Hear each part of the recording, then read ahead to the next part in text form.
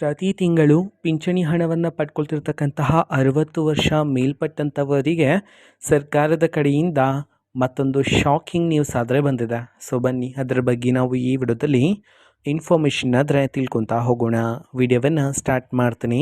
ಅದಕ್ಕಿಂತ ಮೊದಲು ನೀವೇನು ನಮ್ಮ ಚಾನೆಲನ್ನು ಸಬ್ಸ್ಕ್ರೈಬ್ ಮಾಡದೇ ಇದ್ದರೆ ಈ ಕೂಡಲೇ ಚಾನೆಲ್ಗೆ ಸಬ್ಸ್ಕ್ರೈಬ್ ಮಾಡ್ಕೊಳ್ಳಿ ಮತ್ತು ಲೈಕ್ ಮಾಡಿ. ಸೊ ಈಗ ನಾವು ಇನ್ಫಾರ್ಮೇಷನನ್ನು ತಿಳ್ಕೊತಾ ಹೋಗೋಣ. ಸೊ ಹೌದು, ಈಗ 60 ವರ್ಷ ಮೇಲ್ಪಟ್ಟವರಿಗೆ ಅದರಲ್ಲೂ ಸಹ ಪಿಂಚಣಿ ಹಣವನ್ನು ಪಡೀತಿರ್ತಕ್ಕಂಥವ್ರಿಗೆ ಈಗ ಒಂದು ಶಾಕಿಂಗ್ ನ್ಯೂಸ್ ಆದರೆ ಬಂದಿರತಕ್ಕಂಥದ್ದು. ಈ ತಿಂಗಳಿಂದ ಅಂತಂದರೆ ಡಿಸೆಂಬರ್ ತಿಂಗಳಿಂದ ಕೆಲವರಿಗೆ ಈಗ ಪಿಂಚಣಿ ಹಣವನ್ನು ರದ್ದು ಮಾಡಲಾಗ್ತಿದೆ ಅಂತ ಹೇಳಿ ಮಾಹಿತಿ ಆದರೆ ಬಂದಿರತಕ್ಕಂಥದ್ದು. ಸೊ ಹಾಗಿದ್ರೆ ಬನ್ನಿ, ಯಾರ್ಯಾರ ಪಿಂಚಣಿ ಹಣವನ್ನು ಈಗ ಸರ್ಕಾರದ ಕಡೆಯಿಂದ ರದ್ದು ಮಾಡಲಾಗ್ತದೆ ಈ ಮಾಹಿತಿನ ನಾವು ತಿಳ್ಕೊಂಡಾದ್ರೆ, ಸರ್ಕಾರದ ಕಡೆಯಿಂದ ಈಗಾಗಲೇ ಮಾಹಿತಿನ ತಿಳಿಸಿದ್ರು.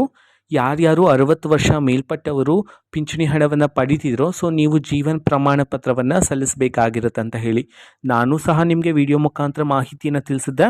ಜೀವನ ಪ್ರಮಾಣವನ್ನು ಸಲ್ಲಿಸೋದಕ್ಕೆ ಲಾಸ್ಟ್ ಡೇಟ್ ಬಂದುಬಿಟ್ಟು ನವೆಂಬರ್ 30 ಆಗಿತ್ತು ಅಂತ ಹೇಳಿ. ಸೊ ನವೆಂಬರ್ 30ನೇ ತಾರೀಕಿನ ಒಳಗಡೆ ಇನ್ನೂ ಸಹ ಯಾರಾದರೂ ಜೀವನ ಪ್ರಮಾಣ ಪತ್ರವನ್ನು ಸಲ್ಲಿಸದೇ ಇದ್ದರೆ ಸೊ ಅಂಥವರ ಪಿಂಚಣಿ ಹಣ ರದ್ದು ಮಾಡಬೇಕು, ಅಂಥವರ ಹೆಸರನ್ನು ಪಿಂಚಣಿ ಹಣದ ಲಿಸ್ಟಿಂದ ತೆಗೆದು ಹಾಕಬೇಕು ಅಂತ ಹೇಳಿ ಈಗ ಸರ್ಕಾರದ ಕಡೆಯಿಂದ ಮಾಹಿತಿ ಆದರೆ ಬಂದಿರತಕ್ಕಂಥದ್ದು.